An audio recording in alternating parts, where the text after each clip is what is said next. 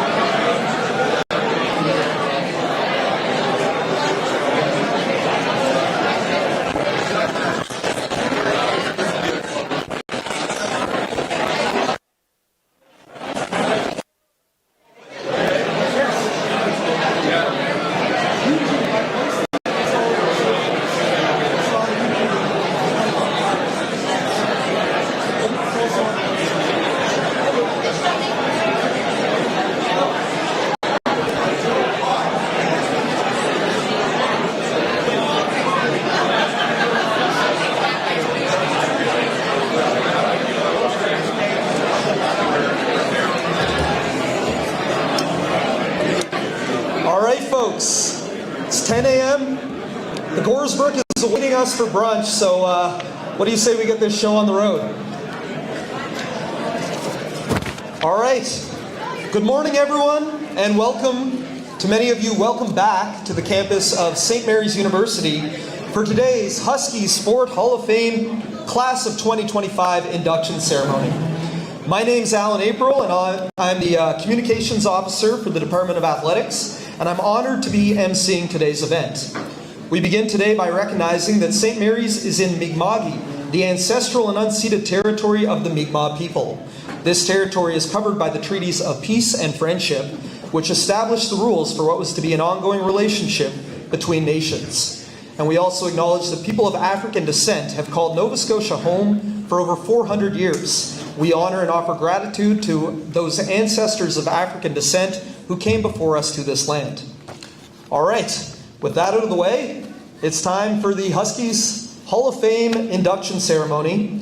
Of course, this is Huskies homecoming weekend, and we're so proud to see so many of our alumni come back to campus for a weekend filled with catching up with old friends and celebrating teams of the past and enjoying some exciting Huskies action. It's already been a great weekend. Football had a big 41-3 win last night.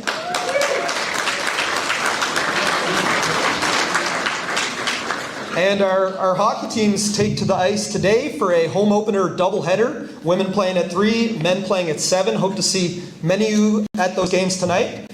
Special shout out to our men's hockey team who's in attendance here today on a game day.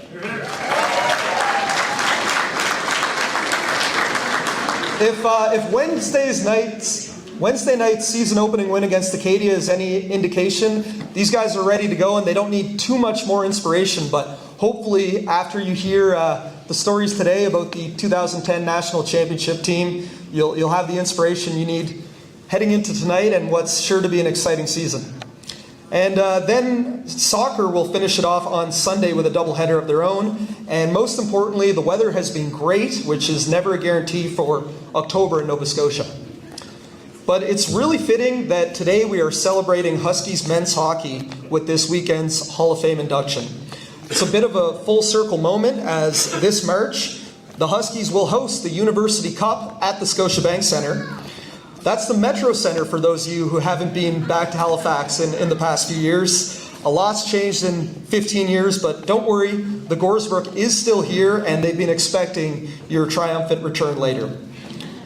But as I mentioned, it's really special today that we're celebrating the last Huskies team to win a national championship, the 2009-2010 Huskies men's hockey team, along with one of the most accomplished players and coaches in St. Mary's history. It truly is an incredible and deserving Hall of Fame class. The stats speak for themselves, but I know there are a few people in this room that you'd like to hear from that can speak to what that team accomplished a whole lot better than I can. Sure, give it up.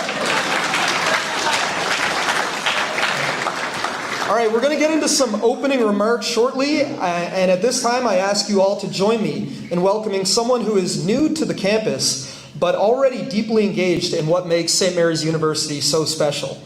While he's new to St. Mary's, he's no stranger to the importance of varsity athletics. Please join me now in welcoming to the stage the President and Vice Chancellor of St. Mary's University, Dr. Michael Kahn.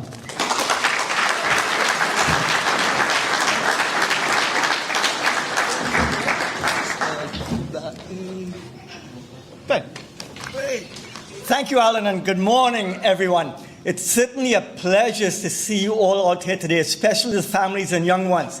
So I'm going to say this straight off the bat. As we celebrate today, you have my full permission to be as loud as you want in cheering on our champions.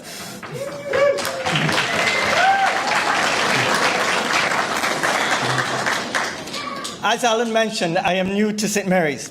Over just a few short months, it has been amazing to see the community support and passion that surrounds Huskies athletics, something I was actually well aware of well before joining St. Mary's. I am honored to be here today to celebrate our champions. I look forward to hearing the wonderful stories of that championship year back in 2009-2010. Winning is not easy. Championships are about belief, dreaming big, working hard, lifting each other up, and never giving up. In so many ways, that's why athletics and academics naturally go together. They're about personal development, leadership, teamwork, commitment, resilience, that ability to learn from both our success and our failures in the ultimate pursuit of our goals. And of course, our Santa Marian values of respect and fair play. That's the true legacy of Huskies athletics. Convocation is indeed the pinnacle of the university experience, but I can tell you, nothing can beat the shared joy and jubilation that comes with winning a championship. And this 2009-2010 team accomplished exactly that. The trophy, the banner, are just symbols of what's possible when a group of people are fully committed to a shared purpose and accomplish their dreams. At St. Mary's, we believe in a world without limits, and sport is key to that role. Athletics is not just part of university life. It's a cornerstone of what St. Mary's is about. It brings us together, building community, pride in who we are, while continuing to inspire the next generation of Huskies. So to all of you here today, the players, coaches, managers, and all the families who supported the success of this championship team 15 years ago, thank you. As we continue to support this program today and move beyond, we look forward to you being part of what it means to be a part of the Huskies family. We look forward to celebrating with you and are excited to see what is ahead. Enjoy the rest of today's festivities, and thank you.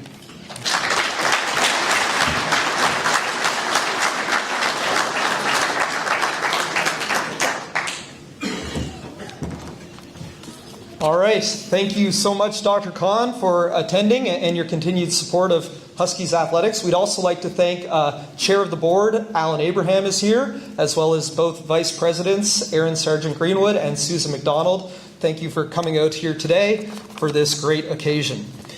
Okay, so I mean, without further ado, brunch is waiting. Let's get right into it. Our first inductee of the day is one of the most accomplished student athletes in St. Mary's history. His accolades include two-time CIS Player of the Year one time, two-time All-Canadian, four-time AUS All-Star, and holding the most assists and second most points in Huskies men's hockey history. Those stats speak for themselves, but I think most of the people in this room would agree that that is just a small part of what made Mark Rancourt such a great captain for this group. To tell you more about that, at this time I'd like to welcome to the stage Mark's teammate and another member of the 2010 U-Cup championship-winning Huskies. Please welcome Ryan Rorabeck.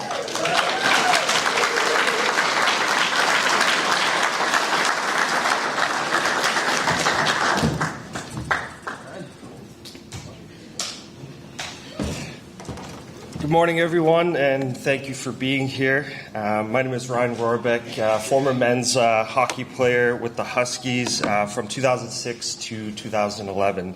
And I had the privilege of playing with our first inductee, Mr. Mark Rancourt. So, as sort of mentioned there, so Mark came here in 2005 and 2006, played his first season. Played 5 total years with the Huskies, having 136 games played, and as we mentioned, an astonishing 216 points. Mark added,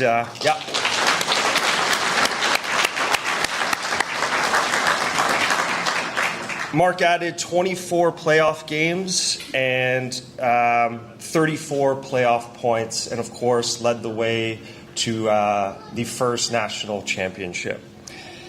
He graduated with honors, was a great student athlete, maybe one of the best of all time, majored in finance, and got his MBA right here at the Sobey School of Business, and went on to do great things in the finance world. Mark's here today with his beautiful wife, Ashley. His 3 boys are here. I see Levi, Pierce, and Gage. And his parents are here, Jean and Andre, aka the Godfather, and we'll speak a little bit more about him in a bit. And also his lifelong best friend, Ryan Quinn, an honorable member of that championship team. So I met Mark back in the OHL where we played for the Belleville Bulls. Mark was in his 5th year, I was in my 4th year, and then he moved on to St. Mary's. I stayed 1 more year. And my last year in the OHL was a bit of a broken hockey player. Physically, mentally, I'd just been told that I was going to need a 3rd operation on my right shoulder. And the doctor essentially said, your playing career is going to be done. That's it. So Mark got a hold of me and he said, no, you're going to come, you're going to get the surgery, you're going to come play for us at St. Mary's. He said there's going to be a guy named Trev. He's going to come out, watch you play, and you got to impress him. So that Trev guy ended up being Coach Trevor Steinberg, who flew out, and A couple months later, I got the third surgery, committed to St. Mary's, and then had five years here. So I have no doubt that Mark pulled some strings or maybe even lied about how healthy I really was. But Mark, that was what Mark did. If he believed in something, if he stood for someone, he went out on a limb for them. And I thank Mark for that, because I don't know where I would have been if he didn't push me to come out here, get the surgery. Who knows what would have happened. So I thank you for that. And we're going to speak to Mark's character a little bit later on with some of the stories. Mark's first year here was spent in the dorms. I came out for my recruit trip, and I slept on the floor in his dorms, and I immediately said, listen, if I'm going to come out here, I'm not doing this. We're not living here. It's just not happening. And he called the Godfather. And shortly after, magically a house was purchased. So that was it. And this wasn't just any house. This was 915 Tower Road, the hockey house, as everybody remembers. So this was right across the street. You couldn't get any closer to the school. Like, we're talking, so right where that grammar school is now, there's a little soccer field. That's where our house was. And I think the Godfather knew that we were going to need that proximity to the rink. And because, I mean, we trickled out of that house a lot of mornings, and we were late for a lot of things. So we thank you, Godfather, for that.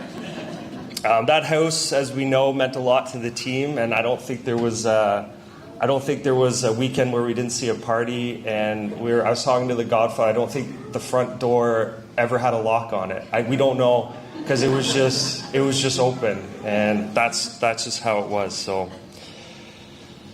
the stats do not lie. Mark dominated this league. Another thing that doesn't lie, being a police officer, is a speed radar gun, and Mark was the slowest hockey player I have ever seen in my life. He might have had the slowest shot I've ever seen as well.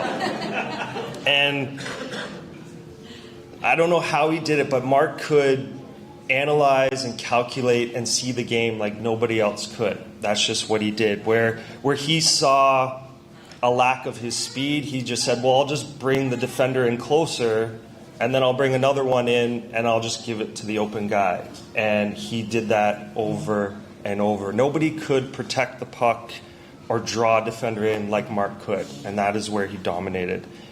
The other team would do a penalty kill against them. They would pressure, he would expose them. If they sat back, he would find a seam. There was no team that could have an answer for Mark Rancourt. Now, although he was an offensive powerhouse, he was also a responsible player on both sides of the ice. He knew he had to be reliable. He knew there was a responsibility to play a team game. The other thing that he was also responsible for was for you finding a random tooth in your drink at any given time. Now, let me explain. Mark had a front tooth that was easily removable, and he would never get it fixed. And whenever you were out, dinner, drinks, if you weren't paying attention, you might find his tooth in your drink. I don't know why he did it. He would even do it to his own drink, and I don't get that. I don't understand why you would just put it in. I don't know. So, but he lost that tooth all the time, and it was famous. And we were sitting around one Sunday morning, and it was after a game and a Saturday night out, and we'd all sort of reconvene in the living room of our house. We had this giant couch that took up the whole house, and see Mark trickle out of his room, and he's kind of frantic. He's running all over the place, and he finally makes his way to the couch, and he says, "I lost my tooth." We're like, "Okay, it'll turn up. It always does, right?" And so you see him sitting there, and the wheels are kind of spinning, and he's sitting there, and all of a sudden you just see one of these, and he says, "I know where my tooth is." And he goes, "I left it at the bar." And so I'm like, okay, well, I'm sorry that happened. Like, do we we call? I don't know how much this thing is. Like, where do we get one? Do we call a dentist? Well, Mark called the bar. Mark called the bar like as if it was a coat that he'd left in coat check, expecting it to be there, like he had a tag for it. And so he picks up the phone. He calls the manager. The manager answers. He says, "Hi, my name's Mark, and I was at the bar last night." And it's a bit of a weird question. The manager cuts him off. He says, "Yeah, Randy, we got your tooth here. It's fine." Mark's like, "What?"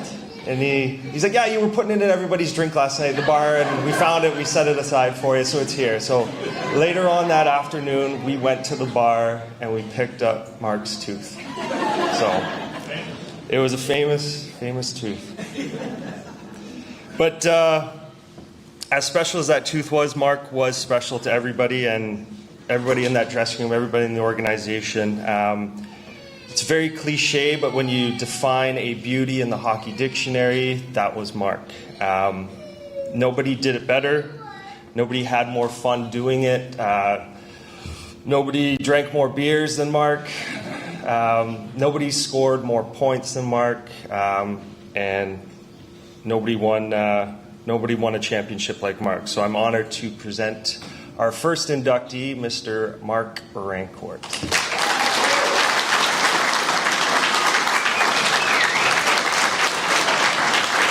Yeah.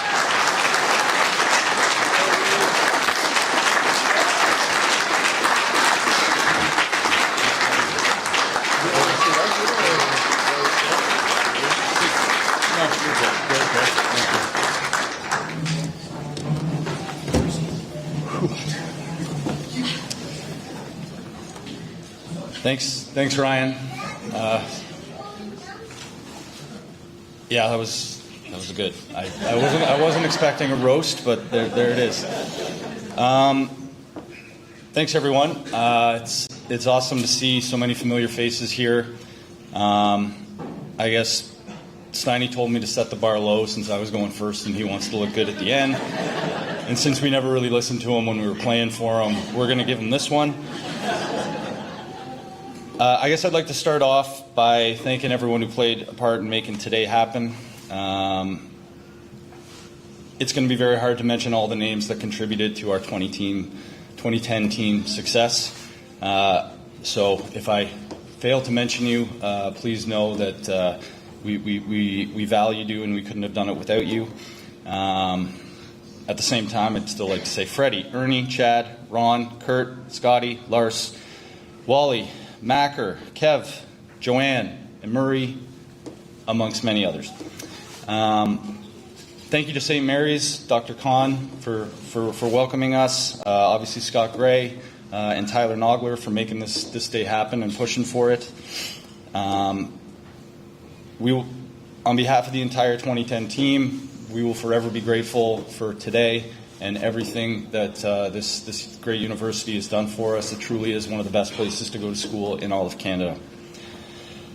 For me, the weekend is extra special because I get to spend it with my family. My amazing wife, Ash, Levi, Pierce, Gage. They have a hard time sitting down for longer than a minute or two, as Pierce almost made it. Keep it up, guys. You're doing great.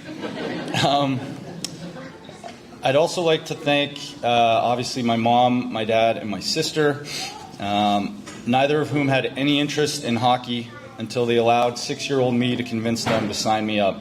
They instantly became my biggest supporters and cheerleaders and never once put any pressure on me. Only now that I'm a hockey parent can I truly appreciate the time and resources it takes to have your kid in hockey, and so I'll forever be grateful to Mom and Dad for letting me play the game I loved. That said, it wasn't always easy to meet the demands of a busy hockey schedule, so other friends and parents also had to step up. Neil, Debbie, Marty, Ann, Gord, Christine, just to name a few. And of course, I also have to acknowledge some of the guys I got to play with growing up. One of whom, as Ryan mentioned, is here today. Quinner made the trip from Ottawa. Means the world to me. Quinner, love you. Other guys, Ty, Test, Renee, Jimmy, Christo, Jebs, just to name a few. And then 3 coaches who stood out to me when I was growing up were Tony Provenzano, Claude Lalonde, and Daryl Campbell. Those players led my career to a move to the OHL in Belleville, where I was fortunate enough to play for 4 years. Just quickly name a few names who made an impression on me and made me a better player and person. Jim Halton, James Boyd, Jamie Pringle, George Burnett, Matt Stajan, Kyle Wellwood, Rain Carnegie, Eric Tabaya, Mike Knight, Jake Gilmore, Cody McCormick, Doc Vaughn, and 2 others who I got to continue my career at St. Mary's with. Cody Thornton. Cody and I got to play for 7 total years together, 3 in Belleville, 3 here, and 1 in Germany.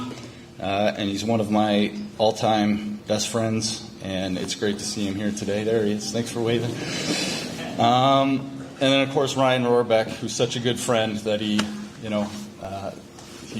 stepped up here and obviously said some good and not so good words about me earlier. But enough about me. We're all here because of what our 2010 team did, so let's get into that. I certainly can't speak about my time at St. Mary's without first acknowledging our 2002 team. Winning is a culture and a tradition, and that team built the foundation for what we were able to accomplish in 2010. So I know a few of the 2002 guys are here. We're proud now to say that we are fellow Hall of Famers with you, and we thank you for that foundation that you'd set. Other guys who made an impression in between 2002 and 2010 on me are folks like Ryan Lozon, Brad Self, Andrew Carver, Dan Rudisella, Ryan Bonus, Travis Chapman, Tyler Noy, and JP McCallum, just to name a few. So thank you to all those folks who set the foundation for us. I also can't speak about 2010 without first talking about 2009. The 2009 team was, for all intents and purposes, the most skilled hockey team I've ever been a part of. Our power play ran at close to 40%. Our PK was top 2 in the league. I think our entire top 2 lines averaged over a point per game. Our D were incredible, and our goalie, Brandon Verge, was one of the best in the game. But UNB was always the Goliath to us being David. We played them in the AUS Championship after a fairly straightforward run to get there. And in Game 1, we laid an egg in Fredericton, losing 5-1. The following day, we all showed up at practice. Remember that this is the AUS Finals, and there was only 1 day in between games. However, our fearless leader, Steiny, had other plans. Disgusted with our effort, he held a closed-door meeting with our team, reminding us why we were all there. To put it politely, we were all misfits who had never won anything of any significance in our lives.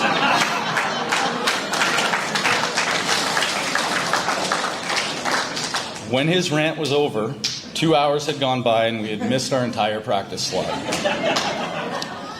However, it lit a spark in us.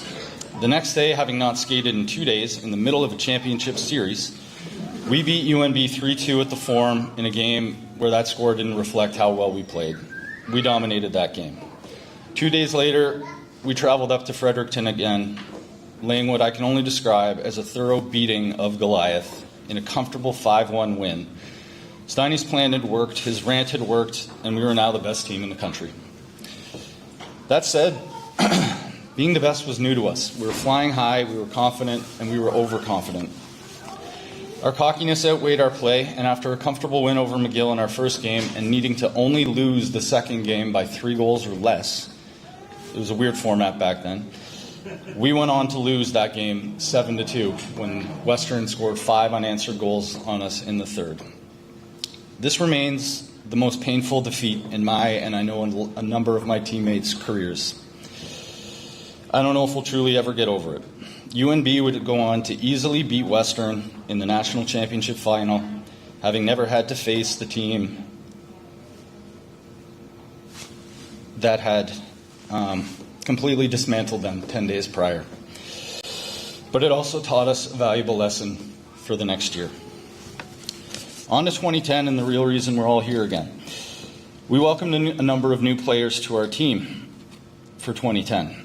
Out were some of our better players and teammates, like first-team All-Star and incredible defenseman Scott Hotham, face-off king John House, hard-hitting and undercover skilled Colin Power, world's strongest man Jamie Barber, Greg Hoff, Jason Awalt, and coaches Patty Flynn and Doug Duell. But in came a strong rookie class featuring my favorite game day tradition buddy, Andrew White, Kiss Me I'm Scottish, Corey Tanaka, I can play every position well, Paddy O'Keefe, Tyler hits like a truck, Hawes, I'm going to play till I'm 50 years old, Sean O'Donnell, and two names that will forever live in SMU history, Brad Smith and Neil Conway. Off the ice, we welcome Tyler Nogler, who, as many of you know, has continued to do great things with our hockey program and played a key role in making today happen. Thank you again, Nogs.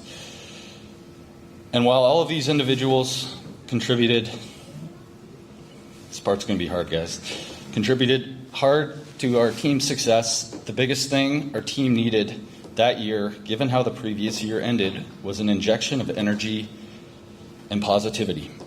Enter Tom Lee.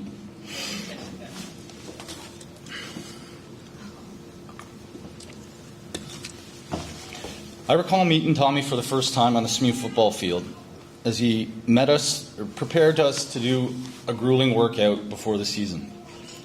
Within 30 seconds, he was telling us how the path to Nationals started that day and that if we didn't give it our all, we would never make it back. I remember many of us exchanging puzzled looks going like, who is the new guy? Like, what is this guy's deal? Those looks didn't last long, and within days, Tommy was embraced as part of the team, and as per my previous point, a source of positivity and inspiration for the group as a whole, as he remains for me today. And that was before we learned that he was a cancer survivor doing everything he could to be ready for the next time cancer came around. If you know Tom, he has an infectious personality that can lift up a room. Credit to Steiny, he had bought in the pieces of the puzzle that we had been missing the year before.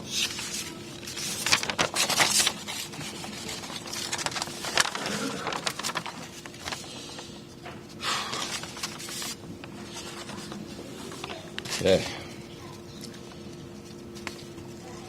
Later that year, and I know the story is going to be told in more detail later this morning, we welcome another new face to our group. This player was older than the rest of us, he had less hair than the rest of us, and for the first few weeks made us all think, does this guy ever shut up when we were talking about him? This, of course, is Mike Danton, who I don't believe is here today. I know he had some conflicts. But dance would become a key piece to what we would do that year, showing us all what level of intensity was needed to win that last game. After a mediocre start to the year, we started to put things together in the second half. We finished the season in third place, setting up a first-round matchup against Moncton. Steiny always loved playing the French-speaking teams, and he never ever made derogatory comments about them because he knew that I'm French-Canadian. We were able to beat Moncton in two hard-fought games. Next up was the second-seeded Acadia Axemen. After dropping a close game in Game 1, which, as it turned out, would be the last loss our team would experience together, we responded with 3 straight wins, including a decisive 9-2 series-clinching win, during which Andrew Hotham scored an incredible 4 goals and 2 assists. As a reminder, Andrew Hotham is a defenseman. Just to put that into perspective, the last time an NHL defenseman scored 4 goals in a game was 1984. Andrew did it in a playoff game and was truly the MVP of our national championship team. In the other semifinal, and out of what I can only guess was extreme fear of losing to SMU again, conference favorite UNB lost in 3 straight to St. FX, setting up a final series between us and the X-Men. With our most skilled player, Cam Fergus, out of the lineup with an injury, we needed someone to step up offensively. Colby Pridham did just that, netting the overtime winner in Game 2 and then a hat trick in Game 3 to seal our second straight AU West crown. Colby took home a much-deserved playoff MVP for his efforts. There's a hockey playoff tradition where players grow out their facial hair. While we were considering this for our second trip to Thunder Bay, one of our captains, Justin Munden, spoke up saying, "We're not doing that. We're going to Thunder Bay on a business trip. Let's look professional." There wasn't much room to negotiate. So with that, we boarded the plane for our chance at redemption, a group of 23 clean-shaven men. I'll stop here about the 2010 team because I know Virgie is going to be talking about it in a little bit.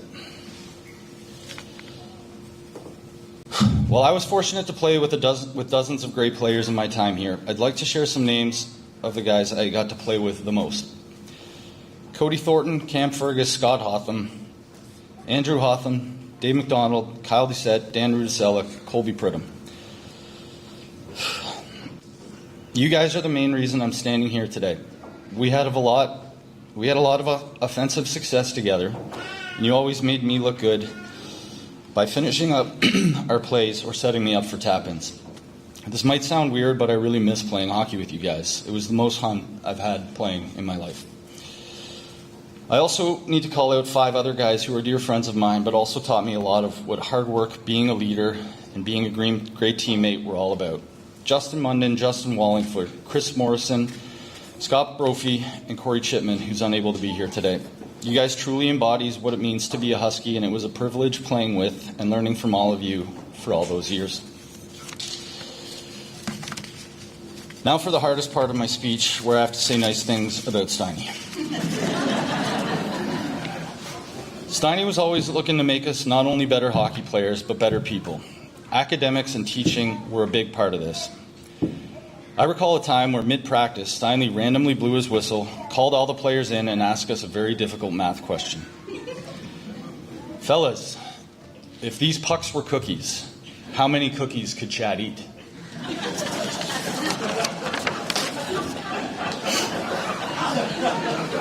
No idea, guys. No.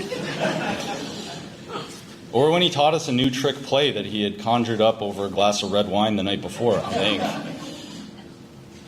The idea was that after winning a D-zone face-off, one winger would change and another winger would come out and somehow end up on a breakaway. I can confirm this one doesn't work. Or when he challenged our star defenseman to a battle of wits in the hallway during the third period of a game at St. FX. Where did Marv go? Where's Steiny? I don't know. Or when he tried to teach all of us to completely change our skating stride in order to utilize the power foot stop, because that's the direction the game was going. I don't think it went there, Trevor. Or the time you explained us, and this one's, yeah, I'm still trying to figure this one out. Or the time you explained to us that if you squeeze an orange, you don't get all the juice out. But if you squeeze it hard, you still don't get all the juice out.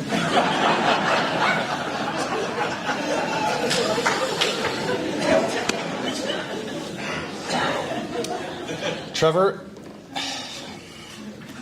in all seriousness, you saw something in me that none of my previous coaches did. You allowed me to be myself and gave me enough leash to try things and make plays, knowing that I would mess up as often as I would succeed, but never shortening the leash. You were appropriately hard on me, but never crossed the line that would have made me change the way I played.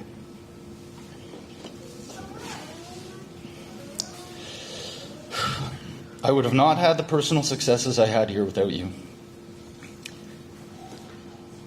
The most impressive thing, Trevor, though, is how you took a group of highly skilled but underperforming group of 20-something-year-old misfits who had never won anything, and you turned us all into champions.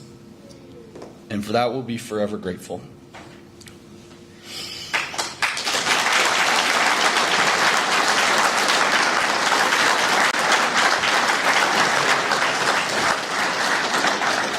Last one, because I'm sure this is starting to drag on a bit.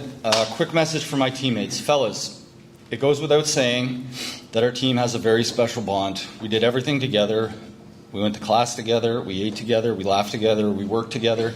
We had fun together. We had lazy days doing nothing together. We lost together. And ultimately, we won together. Now we get to enjoy this amazing recognition together. Let's have a great weekend. Go Huskies.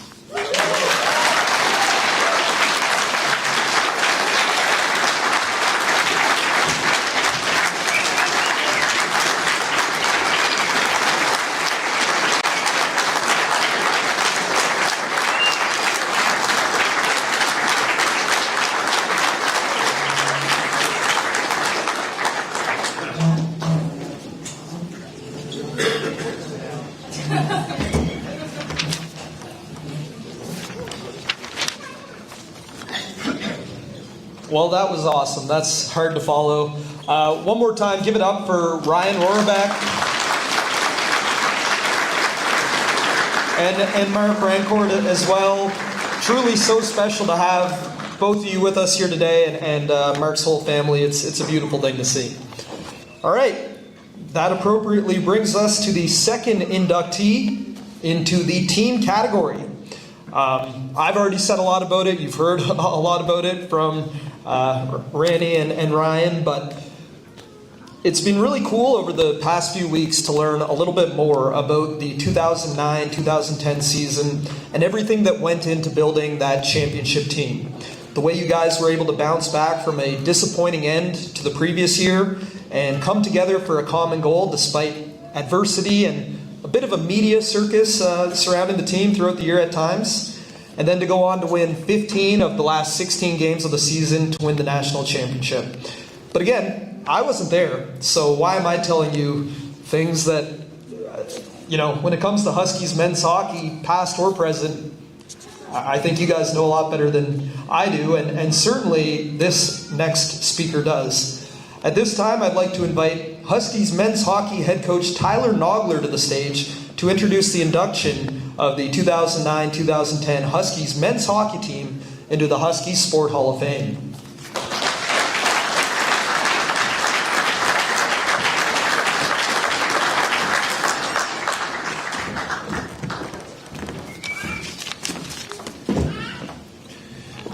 Good morning, everyone. First, I'd like to congratulate Mark Rancourt and Trevor for their inductions. Words can't describe. Words can't describe how deserving these two candidates are. The team itself, it's only fitting that they follow the 2002 team. I couldn't feel more special to be a part of both of those teams. Let me begin. Men's Huskies hockey has been a big part of my life for almost half of my life. I've been on campus for 25 years now. And being on the coaching staff for this group in 2010 is without question one of the greatest honors of my life. I was coached by Trevor when I played varsity hockey. We won't mention it. It was down the road. It was at an inferior school. Not happy to admit it. But I'm a Husky, and I've been a Husky, and very proud of it. One of the biggest lessons I learned from Trevor, not only working with him, but playing for him, and working with him for 18 seasons, was about team culture. He built this culture. Randy, I wish you were a little bit more emotional so I wouldn't look as bad. He built this culture, one brick at a time. His Huskies teams were always built on hard work, attention to detail, and commitment to the little things. I took a brief break and tried to grow in the hockey world, and when I returned to the coaching staff in 2009-2010, I could see the way that this team had taken that culture to another level. The 2002 team had really set a foundation that could be built on, and was it ever. A quote that was in our dressing room really defines that. A man is defined by the measure of his sacrifice. It didn't need to be said out loud. The standard was already understood in the room. Every player came to the rink ready to work, but beyond that, this was the most skilled team and the most talented group that I'd ever been a part of. The leadership of Mark Rancourt, Chris Morrison, Scott Brophy, and Justin Munden, to me, today, still remains undescribable. It's because it wasn't just about a few guys leading a team. You heard Randy talk about every player on the team. Every single player, and this is what I loved, every single player carried themselves with a mix of talent, swagger, confidence. And yet, what made the team special was there were no egos, feelings were quickly set aside, emotions were in check, or quickly corrected. Only one commitment: the team.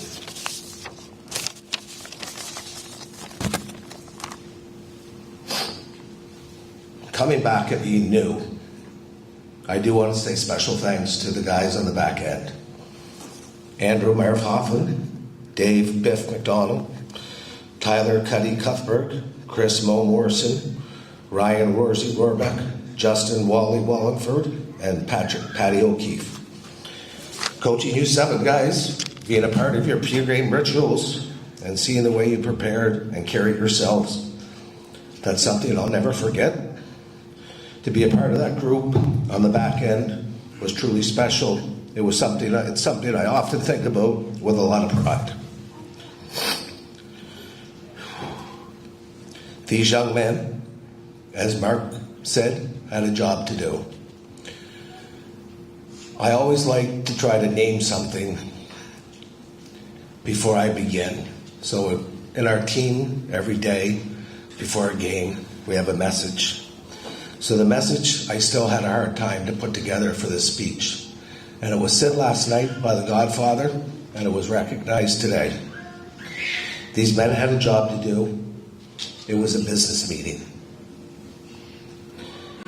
They had business that needed to be taken care of. I wasn't going to mention the 2009 year end. Mark spoke to that, but there was no hiding from their expectation.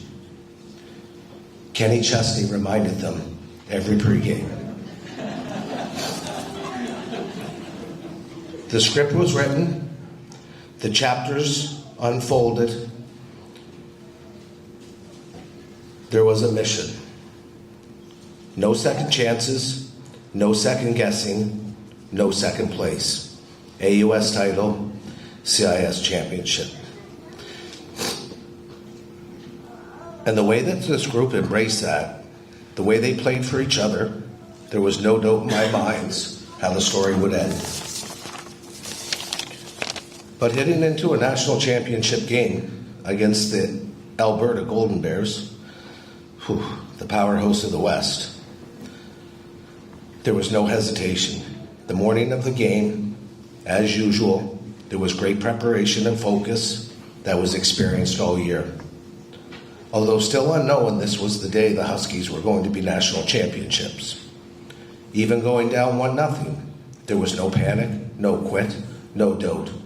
The belief in the room was absolute. That's what made this group so special. They treated the biggest moment of their lives, and they treated it as a business, and they treated it as business as usual. They had a meeting to attend, a job to finish, and they did that. On March 28th, 2010, at 9:13 of the first overtime period, the meeting was adjourned. Brad Smith, we all thank you.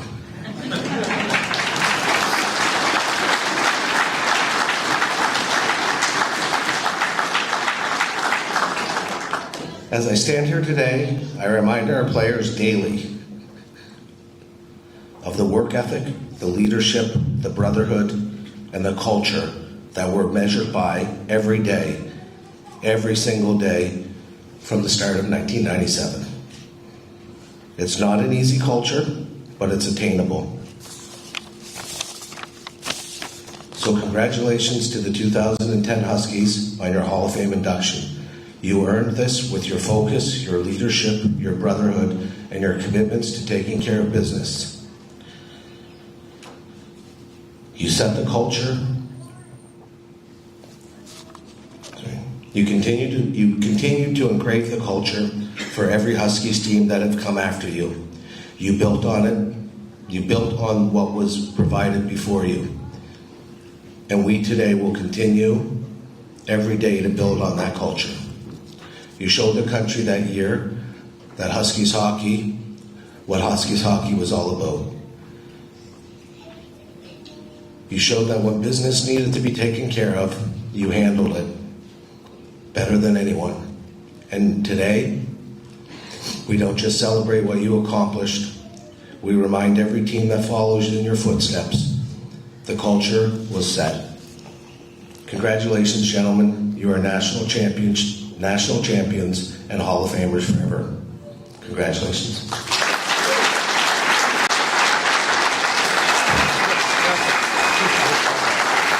Right there.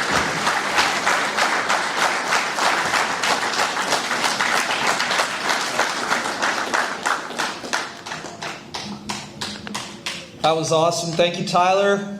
Thanks again to the current day Huskies men's hockey team for coming out to support today, and good luck in your game tonight. And at this time, we'd like to invite Brandon Verge to the stage to accept the induction of the 2009-2010 Huskies men's hockey team.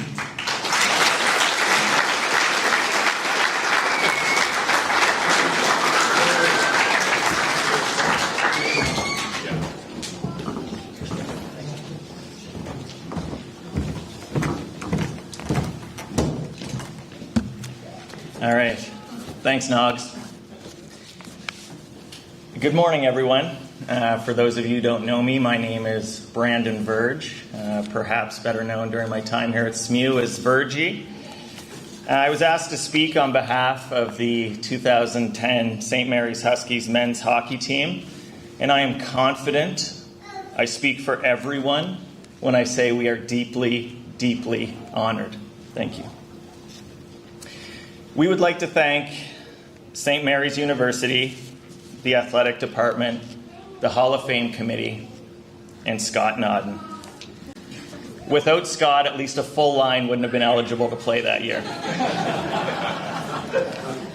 It's hard to believe it's been over 15 years since we won the national championship. Some of us graduated that spring, some returned for another season, some went on to play for other teams, and some of us sold our gear and never played again. But all of us have been bonded by that experience. Since then, we've watched each other get married, become fathers, and build careers. But no matter where life has taken us, we've stayed close, still drawn to each other after all these years. We still proudly call ourselves the Bad News Bears. We were an underdog story, a group of unwanted kids with a rebellious streak, and a coach with an unconventional method that we lovingly referred to as Steinology. By graduation, we had all majored in it. You see, Steinology was a bit like geometry. It involved points, lines, and angles, but mostly it was Steiny forcing a square peg into a round hole and somehow making it fit. We may not have fully understood his methods at the time, but they worked. They pushed us to protect each other, trust each other, and form the kind of bond that turns a team into a family. Steiny built this group, gave us all a home, and for that, we'll be forever grateful. I asked the guys separately to give me one word that described our team. The most common answer, chemistry. Which is funny because not one of us here ever took a single science class. But it was true. We had a rare kind of chemistry. The kind born from genuinely caring about each other and always having each other's backs. It's hard to put into words exactly why we had such a strong bond. It was partly Steiny and the coaching staff, partly Ranny and the captain's leadership, partly the vets, partly the rookies that came in and made an immediate impact, and partly the support we had off the ice. But the truth is, it didn't matter if you played 35 minutes a night, 10 minutes, or 0 minutes. It didn't matter if you were a player, a coach, or someone contributing in another way. Everyone bought in. Everyone accepted their role, excelled at it, and trusted that their teammates would do the same. And that's what made us a true team. So when our group of unwanted kids heard about another player looking for a place to belong, there was no hesitation. In the fall of 2009, our captain and leader, Mark Rancourt, called a closed-door meeting with only the players. He told us, "We have an opportunity and an obligation to help Mike Danton, a brother and a bad news bear." And that was it. We all agreed. We wanted to help him, and we wanted to give him a home. That act of solidarity became the final piece that truly unified us. It solidified our bond because from that point forward, we were all in it together. And we were committed to not letting each other down. As Ranny said, our championship didn't just happen overnight. There was an evolution. And I know that's a big concept for a hockey player, but I learned about it in Dinosaurs 1, a class I took right here at SMU. In 2008, we fell short in the AUS finals, losing to UNB. In 2009, we beat UNB in the AUS championship, but faced heartbreak at the Nationals, losing in the semifinals. Then, in 2010, everything came together. The tournament started much like the one the year before, with a relatively comfortable win against McGill. That win didn't come without a cost, though, as we lost playoff MVP Colby Pridham to injury. Going into the second game, we rallied as a group, vowing not to let history repeat itself. It didn't hurt that we welcomed Cam Fergus back into the lineup, who helped us get a convincing 5-0 win over Manitoba. The championship final against the University of Alberta was one many of us will remember as though it was yesterday. Having adopted a whatever it takes to win mentality, far different from the swagger we had a year earlier, we manufactured 2 goals in regulation. One from tournament MVP Andrew Hotham, with a shout out to perennial unsung hero Scott Brophy for providing the screen. The other from Cam Fergus, not exactly known for driving the net, but doing just that on a feed from Cody Thornton. We should also note that the game would never even have gone to overtime if not for a miraculous save from the Alberta goaltender on a breakaway by Justin Munden. To this day, we were talking about it last night, to this day, none of us know how that puck stayed out. Finally, down several players to injuries and an ejection, our team once again showed its resilience. With nothing left in the tank, and thanks to multiple incredible saves from Neil Conway, Brad Smith pounced on a rebound 9 minutes and 13 seconds into overtime and made no mistake. He put the final touch on what was an unforgettable stretch of hockey for our group, and he paved the way for us all to be in this room today. The Bad News Bears stole the gold from the Golden Bears. It was the first and still only national championship for SMU men's hockey, and it came exactly 40 years after our first appearance in a CIS championship game in 1970.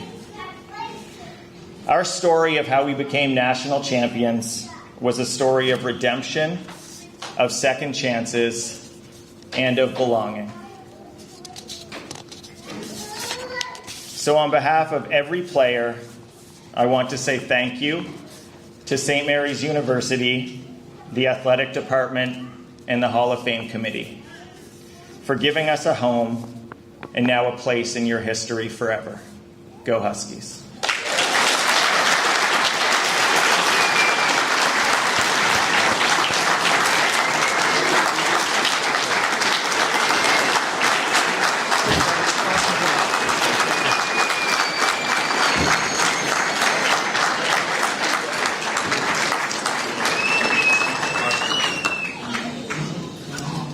Thank you so much, Brandon. Thank you, Tyler Nogler. And thank you and congratulations to the whole 2010 team. It's truly special to have you here with us today, and you'll forever be a part of Huskies history in the Hall of Fame. Last but certainly not least, our third inductee of the class of 2025 is in the builder category, which is appropriate because Trevor Steinberg certainly built this program into what it is today. In the landscape of Huskies athletics, his 23 seasons and 368 AUS regular season wins are the gold standard, the most of any coach in any sport. Although Scotty Monroe is coming for that wins, but he's got a bit of a rebuild. It might be 2 or 3 years. When you're back here for the 20th anniversary, he might have you beat. You've already heard a lot tonight about the culture in that room in 2010 that Trevor instilled and how it continues to carry into Huskies hockey today. But again, over the past few weeks, I've been fortunate to learn a little bit more about what else Trevor prioritized off the ice. And it really speaks to what kind of a man he is. I've heard stories about raising funds for Sebastian Savage, a Moncton hockey player who was paralyzed in a scary on-ice accident, or a group of Huskies athletes and hockey players, including some in this room, who traveled to Uganda to build a school and dormitory for orphans who had been affected by AIDS. Of all the many, many awards and accolades that Huskies hockey players received under Trevor's tutelage, I want to give a special shout out to all the academic All-Canadians. Trevor coached 2 top 8 academic All-Canadians, which is one of the greatest honors in CIS at the time, youth sports, as well as 2 National Student Athlete Community Service Award winners, showing that he prioritized more than just hockey. His focus on education and community involvement truly did trickle down to his athletes. To tell you more about Trevor and why he is so deserving of being inducted into the Huskies Hall of Fame, it's my great honor to welcome Chris Larson to the stage.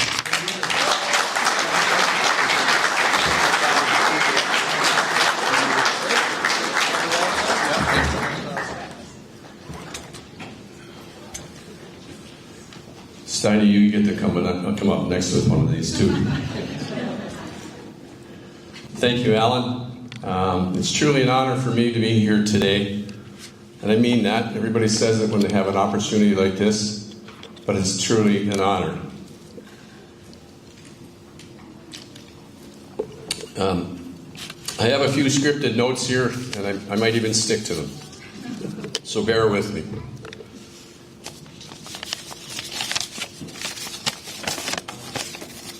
To officially say a few words, Dr. Khan, St. Mary's staff that is here, all the hockey players present and past that are here, today's team included, and Athletic Director Scott Gray. Today is possible because of all you people, and it's an honor to be part of it.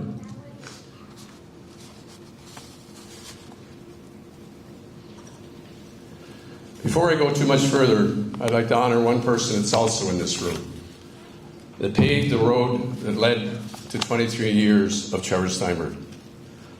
I got involved with the team 2 years before that, when in late July of 1995, I got a phone call from a friend who was the coach of the St. Mary's team at those days, Paul Boulier, Stanley Cup champion Paul Boulier, St. Mary's grad Paul Boulier.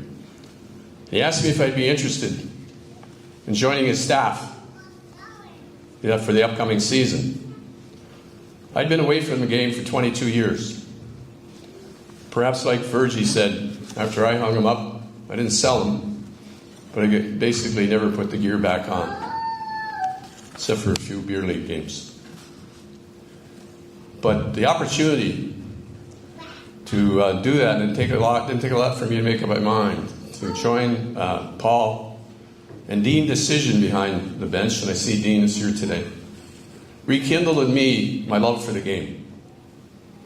And so those 2 years passed, Paul stepped aside, and the school struck a search committee to find the next Hockey Huskies coach. And that search committee went about its work, And by that time, folks, I knew Trevor. I knew Trevor when he played here in the American Hockey League.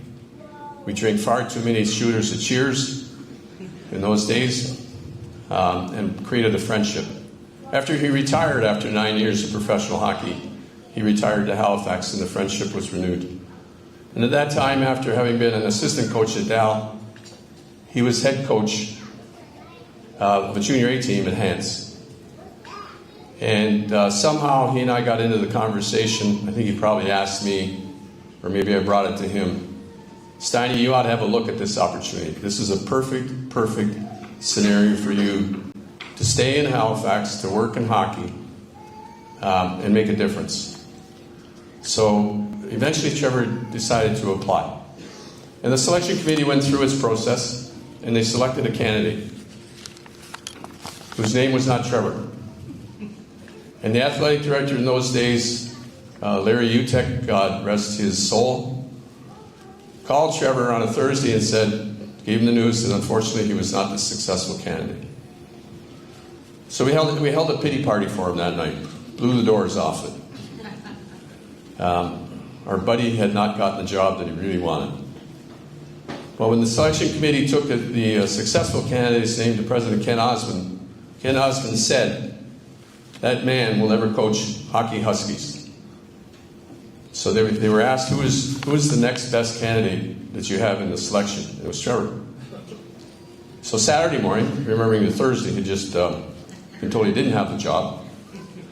Saturday morning, this was late July, Larry Utek called him in and told him that he indeed was the successful candidate. So guess what we did that night? We had another party.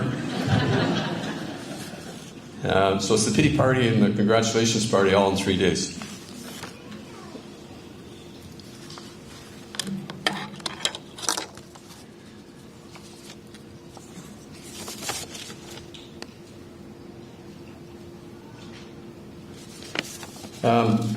A lot of stats have been mentioned along the way this morning, and I'd like to share the record book, the stats in the record book for Trevor Steinberg. Everybody knows some of them you don't. He coached here for 23 seasons, 1997 to 2020. 368 wins, 46 ties, and 223 times the team fell short. Anybody that's been in the world of Trevor Steinberg's after a loss, you know you don't talk to him for a day. You stay away from him. Took it very hard. Wasn't that much better after wins either, but at least he was sociable. That's a 65%. Think about it. Think 65% winning record. All-time high in number of wins for sure. 1 U Sport Championship. The fabulous day in Thunder Bay, I was there. 3 AUS championships. 3 U Sports Coach of the Year. 4 AUS Coach of the Year awards. First round draft pick for the Quebec Nordiques. First overall draft pick in the OHL with Guelph. Played 9 years of professional hockey. Total number of professional hockey games, 341. 71 of which were in the NHL. Trevor, as a player, epitomized what is known today as a power forward. Played the game hard, was skilled enough to score, and stood up for his teammates. He had a career total of 84 goals in those 9 years, 10 of which were in the NHL. And just ask him, he'll tell you all about the slap shot that beat Patrick Waugh one night. He might have spent a bit of time in the penalty box as a player as well. He spent 1,368 minutes in the penalty box in his pro career, which is the equivalent, folks, of sitting out 22 games. I'll digress for a moment. Some people in this room know Dennis Bondy. And I think what they did for Dennis when he retired in Scranton Wilkes-Barre, where he played forever. When he retired there, they had a big ceremony for Dennis Bondy. I'm off topic here, but it relates back to Trevor. And with that retirement, they would typically give a player a car or something like that. The fans in Scranton Wilkes-Barre gave him a replica of his penalty box for his man cave. I know Trevor has a man cave out at Terrace Bay, and maybe perhaps there should be a penalty box right within there. Those are amazing statistics, and it paved the way for the person who became a coach. Let me give you my opinion of the person. The stats say what they say. They don't need to be embellished. And everybody has drawn reference to it today. But when I think of Trevor, I think of passion. I think of intensity. I think of a commitment to those that are in his world. Family, friends, players, staff. I think of his drive for excellence with his student athletes. Very important to be a student first. There's a reason they're called student athletes. And student is the first of those two words. He created and built outstanding student athletes. He built outstanding athletes. He built outstanding students. And every one of you that have played for him today, here today, and across 23 years, are better people because of that experience. Not everybody would think off the top that Trevor is also a man of vision. He will come at it through the Steiny way. Steiny had vision for things that led to success. He had the vision to take this team in his first year out of the old barn and put it in the Forum, where you cannot win. You cannot win in the Forum. You cannot recruit to the Forum. Well, I think I just told you what he was able to do at the Forum. So he had the vision of doing that. He had the vision to break the ground for Mike Brandt, Danton, and give the team a chance to embrace him. He had the vision of a new arena. And he never gave up in that passion. There were times that project waned, but not in Trevor's mind. He pushed harder. He pushed people out of their comfort zone that were responsible for that decision. And in my mind, a lot of people that are very deserving of thank you for the new arena on campus. In my mind, it first goes to Trevor Steinberg. He had the vision for those things. One of the things that I also should mention about Trevor is the two occasions when he was chosen to be the coach of Canada's team, playing in the World University Games. The first occasion in 2001, we were in Zakopane, Poland. I wouldn't put it on your bucket list. And we went with a team of all the players and staff were from the AUS. So we were Team Canada playing in Poland. We were Team Canada playing in Europe. Trevor had that vision that we could do something special. In the round robin, we ran the table, beat Slovakia 8-2. Get to Slovakia in the gold medal game, and they beat us 5-4. And standing on that red line, representing Team Canada, and hearing the other team's national anthem being played, that's a bitter pill. The 2009 team had a bitter pill. That was a bitter pill, and I think it's certainly stuck with Steiny. So he had the vision when he was asked again in 2007 to be the coach of that team, and we were going to Torino, Italy. Much nicer place. The Godfather was there. And he took Mark Rancourt and one of the Hotham boys with him as representatives of the same areas, and we went over as Team Canada. I was fortunate to serve as GM for both of those occasions. And it's really a fairy tale story when you're playing as Team Canada and you have the Maple Leaf and you're Team Canada in Europe. That's a very special situation. I know the guys, when we were on the bus back and forth from the hotel to the rink, we had a police escort. The guys thought that was because we were Canada. We're special. We had a police escort. No, it was a security thing. So you kind of had to remind the guys, no, it's not because we're Team Canada, guys. It's because there's a bit of security risk around this event. So anyway, once again, we rolled the dice and run the table in the round robin. And nothing more classic than the gold medal game than a Team Canada-Russia final. It defines this country's rivalry from the NHL right through to minor hockey these days. When you play Russia, it's different. always has a different feel to it. It's edgier, it's spicier, it's more important. And that game unfolded somewhat like the gold medal game in Thunder Bay. We got it to a 2-1 lead, and then a 3-1 lead in the third period with 9 minutes to go. I know you're only allowed 5 skaters on the ice, but from that point on, it felt like the Russians had 10 skaters on the ice. They swarmed and swarmed and swarmed. I think the only way we got it out of our end was Tyson, or take a face off. But that team played stymie hockey. At the end of the game, the score was 3-1. It's a very different feeling to stand on that red line with a Team Canada jersey on. We're part of that team, and they played the national anthem. And Trevor had the vision to take 2 teams to Europe and win a silver medal and a gold medal. Not a lot of people still think about that. I know in Trevor's mind and in my mind, the defining moment in my experiences around hockey. So this is a man of vision who created leaders. When you look at the Mark Rancourts and every one of the former players that's here and what they're doing in society today, they're contributing back. They're police officers. They're educators. They're leaders in business. And they were damn good hockey players. And that's because of one person, Trevor Steinberg. Please welcome him.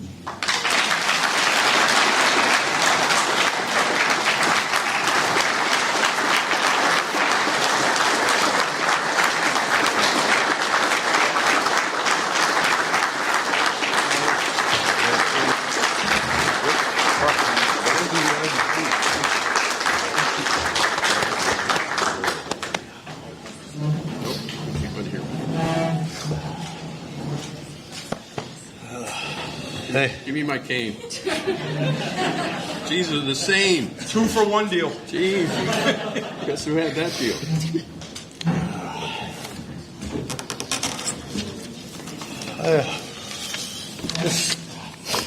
This is going to be hard. I'm not here to make a ton of jokes, but I will start off by saying mention of Scotty Monroe and how many wins he's had. He just came up a little short. Anyways, I'll start by saying this is very overwhelming to me. To be recognized by anyone is really gratifying, but when you're recognized as something like this, basically it's a huge part of my whole life. And I poured everything I had into this program. And this is one of my proudest moments. I have to start. This is going to be a list of a lot of great people, but Chris Larson, you've probably saved my job 100 times. I'd phone up, lose my marbles, and he would just calmly say, I think you should rethink that. But I owe you so much, Chris, for your friendship, leadership, what you've done for the program. Really put you in contention for being up here instead of me. This one's going to be goddamn hard. Larry Utek, toughest man, most compassionate man. I would take a bullet for him. And he did so much for me. There are times when I was at wit's end, and he'd come in and say, meathead, get your head up, and he just had a way about him. He went to every game, even till the end when he was in his wheelchair. Dr. Osmond, the trust that you put in me, the late Dr. Osmond, in that 1 to 2 hour meeting in your office on that Friday or Saturday morning, just, I guess, defined who I was because I knew how much it meant to you, and how much the program and the school's reputation meant. Murray Wilson, let's not get into what Murray was able to do as the registrar. But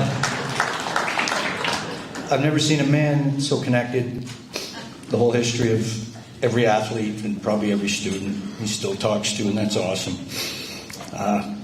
Guy that I'd love to take a few rips at right now is Graham McKenzie, who's one of my dearest friends, runs the Goresbrook. I had to patronize him, get him buttered up because we did have a few calls.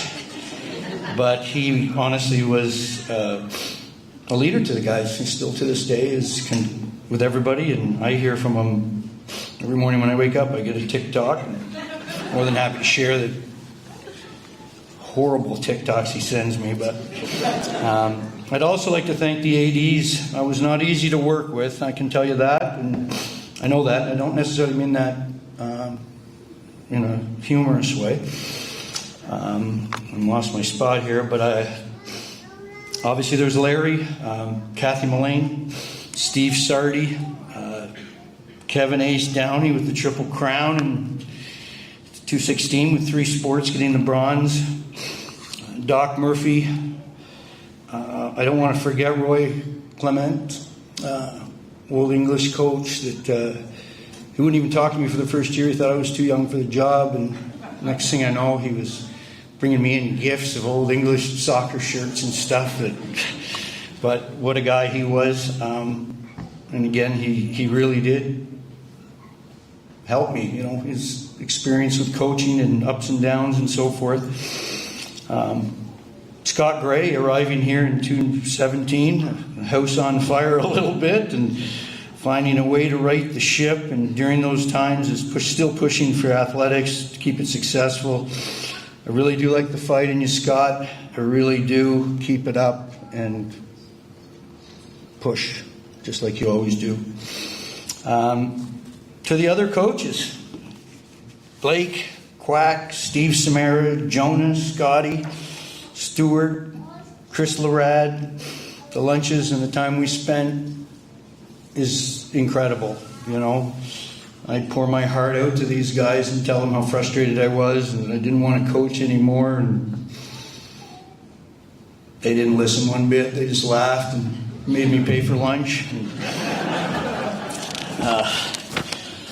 Anyways, I want to thank the Ice Dogs. It's a very special group made up mostly of former players. John Patterson was led by Brian Himmelman, Cal Bussey. I don't want to miss any names, but these guys, the passion they have and the help they made, and the phone calls they made when things were bad or poor or struggling. A huge shout out again to the Boucher group led by Carl Boswick, Rick Frotten, and many of the older SMU players. Not only raising money for the program, but for minor hockey around Halifax for people that couldn't afford it and young kids that wanted to play. The physical plant, and I was going to say, I'm sorry, but the Ice Dogs donated enough money that we were able to have an athletic gym over across where the football office was, and that has been awesome for the athletes in all the sports, and for that I want to say how awesome it is. And there's a lot of hard work putting the gym together, but we couldn't have done it without those guys. Dear shout out to just some of the first name I'll mention here: Riff Raff, Wayne Kirk. And I'll move on, and then other people: Tony Arrow, Freddie Devlin, Terry Leahy, all just guys that just constantly kept in contact and just made my life better. To my coaches, Tyler, continuing the great tradition and success. Tyler was here for most of my 23 years, and it looks like he was able to learn from a few of my mistakes and inject his own strengths and new ideas to keep the program at a high level. And again, Tyler, I say this is your program now. Put your stamp on it as you are right now. We wish you the best this year, and we're all a phone call away if we can help in any way, because we're all incredibly proud to be hosting again this year.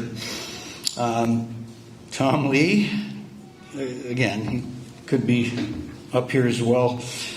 Inspirational leader that brought knowledge and life lessons at the life and death level. He was a great hockey man, but he's more than that. He was our team's life coach. And I have to say thanks to Tom. And again, Tom, you know the conversations that we had over the phone, in person, where you threw me a life jacket an awful lot of times. Lee Algie, I don't know if you're here, bud, but again, one of my dearest friends ever that just loved hockey, had a hockey gym here, training kids. We brought him on, and again, he was just another incredible person in my life, both with hockey and in life. I'm a little hesitant here, but I think he's here. Darren Burns, Acadia coach. I have no idea why I brought you on, but it was the best thing I did. All I remember is being out at that point it was my cottage, and you and Tyler were in your underwear wrestling at 3 a.m. and anyways, we didn't accomplish a lot of other things, but Doug Duell, Patty Flynn, for the time they got me through my health scare, and I think it was 2009, but incredible what they did to step in and lead the team. JP McCollum, Ryan Hillier, two great SMU players that helped coach and were with me as well, both making a huge mark in their training and coaching world here locally with young kids as they raise their family. I'd like to mention Matt Malloy, who joined late too. I can't get over the fact that there's 3 generations of Malloys that have been here, and that is so special, and every one of them was a hockey fan, and every one of them did everything they could do. But Matt came on and did a lot of video, and now he's the head assistant coach, and I pave your way, man. You've got a lot going for you, buddy. My trainers, Chris Gillen. First year I got there, first thing, agenda number 1 was fire John Gillen. My point, I didn't think he was right to be around the dressing room, and I didn't really know him. He dominated our team. At that point, in the first couple of years, he probably lost 60 pounds and was 4+ GPA, and now was a lawyer. And he still, to this day, scouts the Western Hockey League for Tyler and does everything. But wow, that is incredible. And again, I almost made one of the biggest mistakes in my life. Chris McDonald, who's with the Moncton Wildcats right now, they won the President's Cup last year, and another awesome guy that worked here and was our trainer. And then, last but not least, Mike Fines, his son JD, Scotty, sorry, getting choked, man. Mike Fines. I think the players would just win because they love Mike. Now, he does give out a lot of gear, but I've never seen a guy embrace his role more than Mike. Love it. He's there 24/7. Son JD was with us for years. He's moved on to the McDonald's. I'm going to get choked about those guys. Those are the most wonderful people in the world. Scotty Nodden. What an impact this guy had. These guys are all kind of thinking this nerdy, skinny, little young kid. They thought they'd take him under his wing, and by the end of it, he was scolding the guys, tutoring them, doing their homework, scolding them, disgusted in some of them. And of course, he reported that to me, and he was sour because he cared so much about the team. Little Perchy, man, I'll tell you. I can remember way back when we were at the Forum, Kevin Purchase, just a little kid, and he wanted to join the team, and he's still with us today and offering so much, and we love him dearly, and I hope you stay around. Medical people, our best buddies, Chad Newhook and Kurt Stevenson, who were like family to me and the team. Chad even went over to Italy with us in 2007. And all I heard was how much these guys absolutely adored Chad. And to know Chad is a treat. He's the most incredible human being and cares more about himself than anybody else. But what the hell did I say? Sorry? He cares more about others, not himself.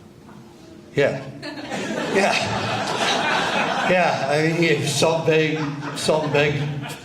Bag of salt and vinegar chips every road trip. And ultimately, none of the other coaches wanted to room with me, so I roomed with Chad all the time, and that was awesome. Ronna Barbanel, our chaplain, huge asset and confidant to our team, but again, he had to look into my brain and kind of figure out where I was miswired, and he was certainly a huge help.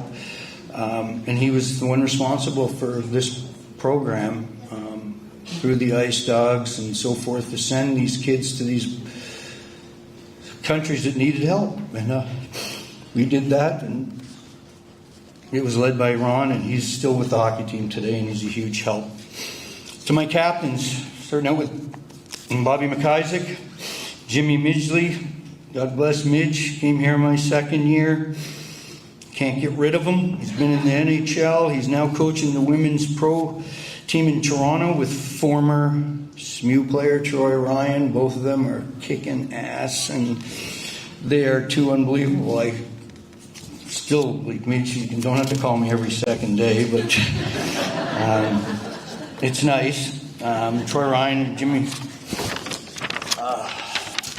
Other captains were Jeff Tetzloff, Ryan Bonus, now the assistant general manager for the New York Islanders, Andrew Carver, Lucas Bloodoff, can't win without Marchand, Jeff Marchand, Dan Rudisella, who represented the epitome of what this program is all about. Little guy coming in. I thought you were delivering pizzas when you walked in, and ended up being an incredible player, and you're still living here now and doing very well. Justin Munden lives out by me now. We're buds. Justin Wallingford. I mean, when you see this Igor come into your team, man, he looks, but what a caring, unbelievable human being. And as I mentioned before, again, Stephen Johnston, he's over in Europe playing. What a time he had here, adjusting, improving. Started out his defense because we were short and ended up being the captain. An incredible career. Kyle Pereira, and let's not forget about Randy. Randy, I don't know how you did it, but how you balanced me and the team, I have no idea. Thank you, though. And I guess I got to say, and to my new son-in-law who captained the team, Anthony Rapace. And I don't screw this up. He's a great guy. All great leaders in their own way. One guy I think I need to mention that didn't wear a letter but had a huge impact on this program was Alex Hallett. He and the 2002 team's success was a turning point of the program. They put us on the map with the first AUS championship in 29 years. Alex was the guy who didn't really expect to score, but he did. Because probably, honestly, even with that second biggest goal in history, he really caused me some headaches. His antics his first year were unbelievable. This guy, I got a call from Katie Kilfoyle that he was streaking in campus, and I know how to handle that. I just came out of this, I said, then just kick him right out of school, thinking they won't do that. And she was, oh no, it's okay. Like he's good for the spirit of things. And I'm going, really? Like in the middle of a football practice, I'm always worried about the relationship between the football guys and the hockey guys, and that ended up being too strong a bond. But we're out waiting for them to get off the field so we can do our track workout. And unannounced, Alex Hallett had Spider-Man spandex underwear on, threw a helmet on, ran down the middle of the whole football field in the middle of a formal practice. Blake Neal lost his marbles. But every football player loved it and laughed, so God bless. I'd like, again, to recognize the guys that went to the World Student Games really quickly with Steve Galacci, Brian Barker, John Gillen, our trainer, who won the silver in Poland, and in 2007, Mark Rancourt, Scott Hotham, Dan Rudisella, Chad, he was probably the MVP over there. And again, both missions were all conducted by Chris Larson, who, again, just righted the ship and everything went beautifully. Two great outings, but again, these guys played hard. On a harder note, we had to endure at 2:05 the death of Brad Morgan, our favorite old Morgie. Ton of talent, didn't like the gym, loved the cafeteria, but that really hit us hard, and I think that these things are horrible, but they do galvanize the groups. I love all the players and must instill that they've shaped me and my life for the better. I know I was difficult and hard on them. It's how coaches, I guess, express themselves when they're completely lost for information and don't have any answers. You just lose your marbles and really just hope that your captain can translate that into, he really does care, and I think we can win this game. Mark, you were probably the best at it, but if you don't have your best players buying in and good people, you're not going anywhere. Things we did as a team I was proud of, and yeah, the 2-0 team won the city best series, in my opinion, ever. It had to be that way because I just knew I had the right Warriors. I had the right group. And it did go to game 5, double overtime. Ragtag bunch, I'll tell you, and it really was. But all we needed to do was look in the corner. And with just to look at Larry in his wheelchair. These guys turned it on, man. They turned it on. And it was Larry's proudest moment. And I told Larry, we're not your Leafs, man. You're goddamn better.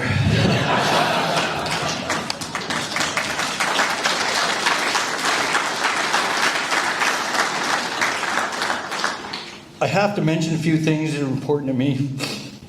Ryan Bonus, after we'd heard of the incident with Sebastian Savage, still in a wheelchair. He's married with a child, but on another team.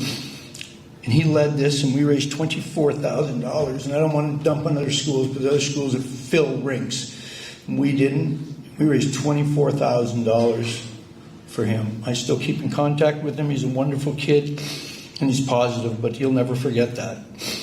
Tom's strong night.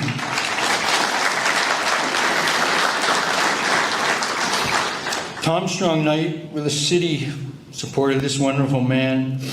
It was the late stages of cancer. Tom had such a profound influence over the players in such a broad way. He dug into these guys' souls as far as life goes. I know Tom was like a father to them, and it was a little bit somewhat like that to me too, as there were many. I spent more time on talking to Tom than I probably did on the ice with him. I did feel, in reflection, I think in 2:16, Tom, I want to apologize for asking you to put off your chemo so you could get out to Saskatchewan, where we won the silver. Might have been over the line, but it really did come into my mind. A move for inclusion, honest. I'm so honored to say, brainchild of that was Nick Foley, former goaltender here, who's now just a speaker. He goes around and helping those unfortunate and people that move for inclusion. And again, this was led on campus by my own beautiful daughter, Hannah, and all the athletes, including my team, who took the pride and support an incredible cause. Again, this provides an opportunity to do good things. Or St. Mary's got behind this and gave us the gym time. They did everything so that all the athletes could work on a continuous basis with just kids that were struggling in life and needed that help. And I love you, honey. Did I say enough? The boys supporting Mike Danton, led by Rancourt, did not make a hockey decision. And I stand so strong on that. This was not a hockey decision.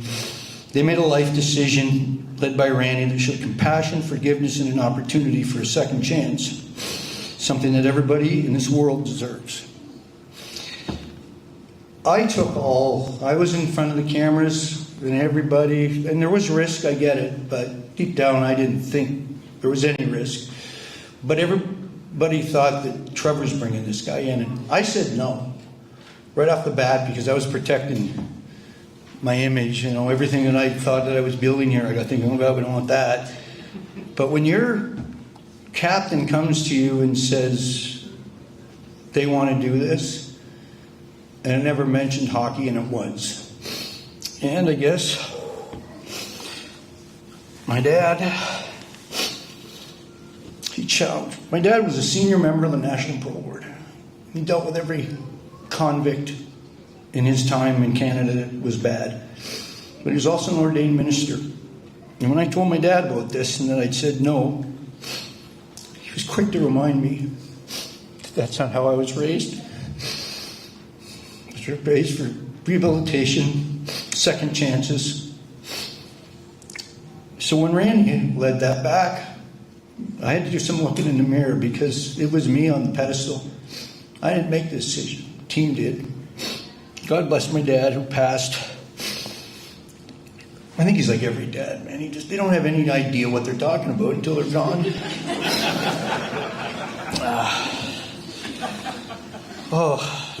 I'm chugging along here, guys. I'm trying to get this. The 2010 team, got to mention a little bit again because of what Randy did, but led by Mark. And I tried for the full 5 years Mark was here to get that damn C off the end of his first name and put a K there. He hung on to those Quebecois roots. But yeah, that was a running joke with Rand and I all the time. But again, this team means so much to me, and I want to talk about these guys, but they sacrificed everything, and it was monumental. I've said this before, with all the confidence in the world, the second year that we went to the Nationals, I really didn't need to go. That's how well prepared these guys were on their own. Everything had happened. Their life experiences was more than any forecheck was going to put on.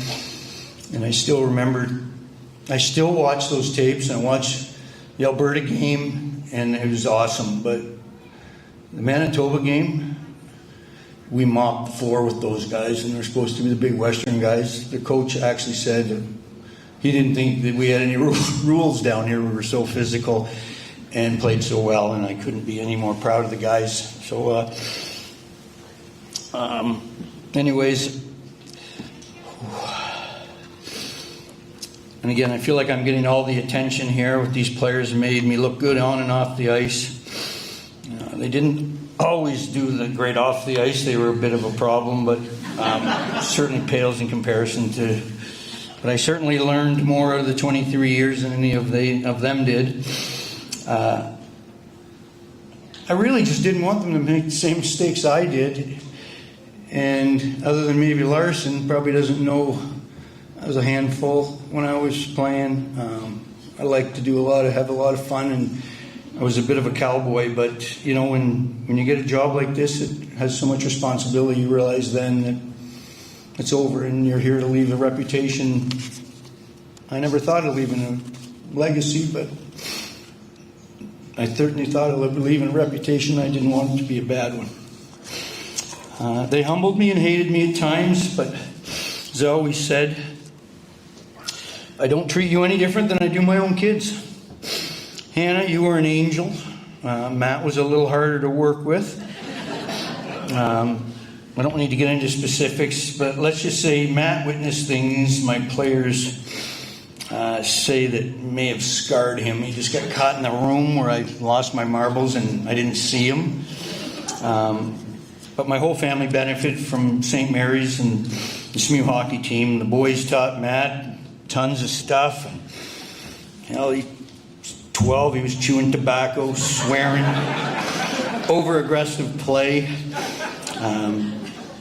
And basically was told, Stu, if you're here, sorry, but if you're going to play soft, play soccer. Players motivate him. I don't mean that. Yeah, I do. Players would motivate Matt to like drop the gloves in Pee-wee and spear guys, and I was just like, man, you know better, don't you? He would just look and wink at me. I'm trying to get through this. We lived by a saying: a true leader commits themselves to inspire others and do things they don't want to do in the pursuit of the team's goals. And Donnie Gillen wrote that. It was in the dressing room in the old rink here on campus. Perfect. I've used that and taken it as my own since. I guess finally I want to mention two people that were really instrumental to me during my time off. I took some time off and I probably should have taken more, but it was on me. Players, nothing, they were great. But my dear friend Chad, he couldn't be here today, but he never left my side during that dark time. And Lori, there was not good time there. She's now my life partner. She's been a constant in my life in tough times. I love you both, but I had to decide, and two of them, sorry, Chad. Lori wins this one. And Lori hates attention, but I know she is now in my life and will be forever. And I want to thank you for being here, and a shout out to her daughter, Courtney, also a graduate employee of St. Mary's and a wonderful human being that is just like her mother. In closing, I got way more out of St. Mary's and everybody than they did out of me, trust me. I came in here just like one of these guys, no degree, no nothing, no experience. I was worried about my record, but when I left, my record, I don't care about it. I don't care one bit about it. I care about the people. And just hope I left an impression that made everybody know that I'll do whatever I have to do for my players then, and I'll continue to do it now. And I just want to wish the guys the best of luck this year. We're going to be there. We're going to be rooting for you. Carry the torch, and Nogs, write your script, man. Go get it.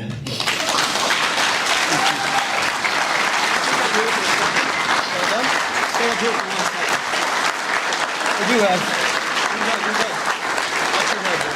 Stand up here for a second. I do have an incredibly funny, but top 10 if you want to read it. What do you have? I'm not saying that. You want to say something else? I think he's got one more thing. Guys, what time is it? Hey, Top 10. while he gets ready for his top 10, we're going to ask two captains, Randy and Charlie Duff-Fonseca, to please come to the stage. And whatever this is now. Okay. There you go, you got it. I wasn't doing this. I was going to bring it to the guys, but I already took up your whole morning. It probably ruined your lunch, so a couple of minutes won't hurt. The athletic banquet when I got back, a lot of pressure on me, so top 10 things not to assume. I love Letterman. Starting at number 10. Don't assume a husky can't slay a bison or a bear. 9. If you score the winning goal in overtime in the biggest game in the school's history, I would assume you wouldn't have to ask what to wear to a radio interview, Brad. Kids, earmuffs for a little bit maybe here, but Smitty again. Don't assume as a husky you can actually work your bag off. Assume good things will happen when your captain comes to camp and switches to light beer and cigarettes as his way of showing he's serious about his conditioning. Number 7, don't assume the whole team isn't as convicted as Mike Danton. Don't assume Chad, athletic therapist, thinks thongs are comfortable. He just feels sexy in them. My roommate. Don't assume Chad is wearing a fur coat with one button when he gets out of the shower. Don't assume 2 hot dogs and a Diet Coke isn't a great pregame meal, or that Andrew Hotham has a bran muffin in his Tim Hortons bag. Don't assume Disneyland is better than going down a water slide naked in Thunder Bay. Regarding Tom Lee, Tom, don't think you can get rid of cancer by just being happy, but God bless you, man, your positivity. Don't assume it's 6:30 in the morning that your players are just coming back from breakfast and hope of starting their day off right. Don't assume when Mike Denton kissed Mark Rancourt after we won it was the first time he kissed the man. And at the time it was appropriate. Don't assume you can't win a national championship without a rank. We got it now. Glenn Holmes, you the man. Anyways, I had to get that out of my system. Thank you. Stay up, stay here. Okay. All right, Mark, as well as Charlie Dafonseca, the captain of the 2025-26 Huskies, come to the stage. Charlie's got a gift for you guys, and we'll take a photo as well. Yeah, please. Yeah, thank you. Yeah, my name is Charlie Dafonseca. I'm blessed to be the captain this year. For those that know Tyler Nogler, you guys would not be surprised that Tyler told me just 20 minutes ago I'd be saying something today, so thank you, Tyler, for keeping me prepared. Yeah, like I said, I'm glad to represent our team and congratulating Trevor and Mark and the entirety of the 2009-2010 National Championship team. Although we talked about the guidance you guys are giving us and how you guys have paved the way, it's really how you guys speak to one another today, all the stories and how special the bond is you guys have created. And we look to do the same thing this year and really make you guys proud. The Ice Dogs, the Boucher Group, all our alumni, this could never be done without you guys. We thank you so much for all this. And with that, I'd just like to give 2 quarter zips to Mark and Trevor to commemorate this big day for them. So thanks a lot.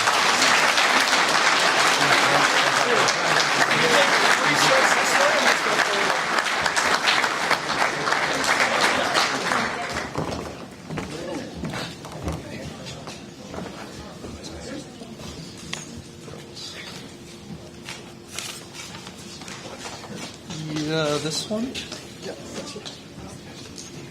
Yeah.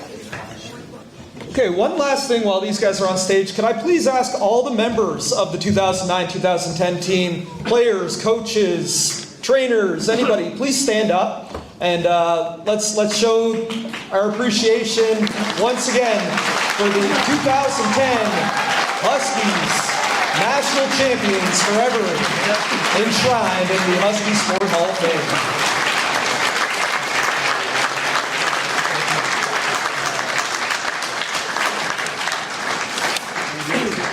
Okay, we're almost out of here. One more man wants to speak. He's going to have 3 minutes here. I'd like to welcome to the stage. He's not going to stick to a script anyway, so I didn't bother writing him one. Scott Gray, Director of Athletics and Recreation here at St. Mary's University.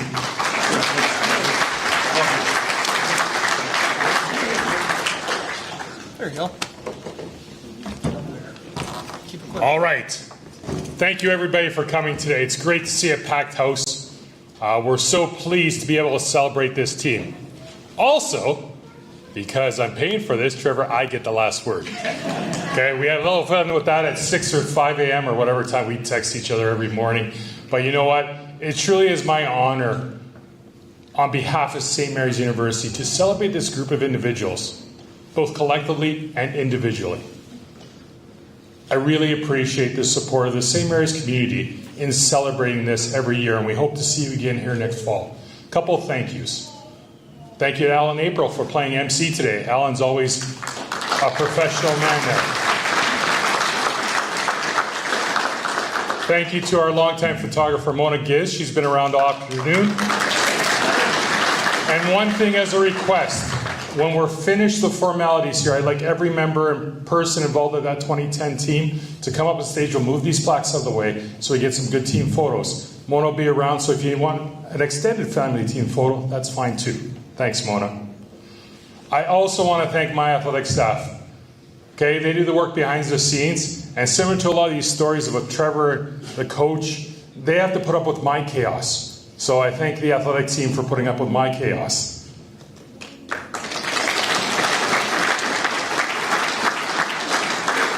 I'm going to send with a couple items. So there's another thank you I want to really thank you for. this team and its success, I wasn't around then. I was in another school in another province somewhere else, and I don't even think St. Mary's was part of my own dialect. Scott Nodden has captured all this with digital and videos, and through Trevor he shared it with me. So thank you, Scott, for sharing those archives that allow us to keep this history alive, because what you don't understand in this switch to digital from whatever we took, Polaroid cameras or whatever we did before, and VHS tapes, Trevor remembers VHS, some of that history has been lost. So Scott, thank you for keeping that history, and it'll stay with us forever. So thank you, Scott.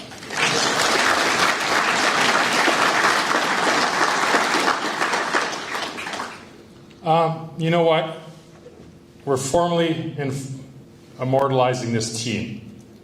But those that were here in 2019 when you opened the Adopting Center, maybe you're not aware of what we did then too, and this is a big shout out to Trevor. That gold medal you guys won, there's one in the rink. It's buried under the visiting team's crease. So where the visiting goalie is, just to play with goalies, no problem, Brandon or Neil. Sorry for bugging goalies. But the gold medal's there. So you're part of that rink, along with the history of Boucher's pipe and everything else. So that's really, this is a combination. The last thing I want to say, and you know what, Mark, Justin, you guys have been great to work with. Thank you for allowing us to bring this to life and honoring us being here. People can say what they want about Stein. The one thing I'm going to take is actually I'm going to borrow something from Brandon. Steinology. We are launching a SOBI sport and business program, so I'm thinking Steinology becomes a class. And maybe Professor Steinberg signs okay. We'll talk about it, Trevor. We may have to take the colorful language a little bit, tone her down, and make it more academic. That's okay. Really, at the end of the day, I'm very pleased. And I'm going to tell you a little bit of this story.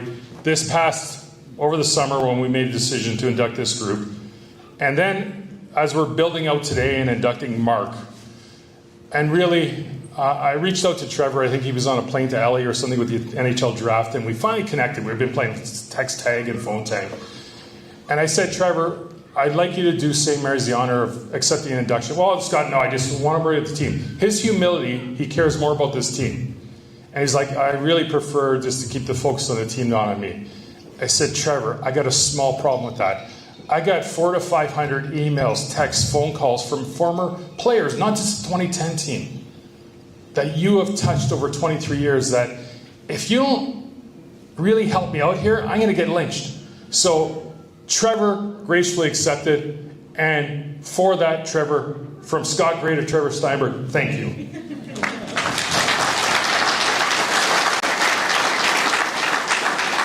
Again, that's a wrap, folks. Congratulations to all the members of the 2009-2010 team. Looking forward to hosting you tonight at the hockey game.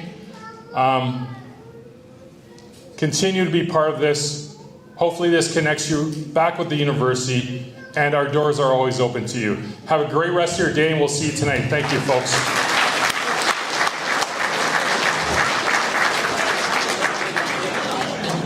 All right, thanks again, everyone. A reminder, the photographer Mona is here at the front. We'd love to get a team photo. Also, we have programs that weren't handed out.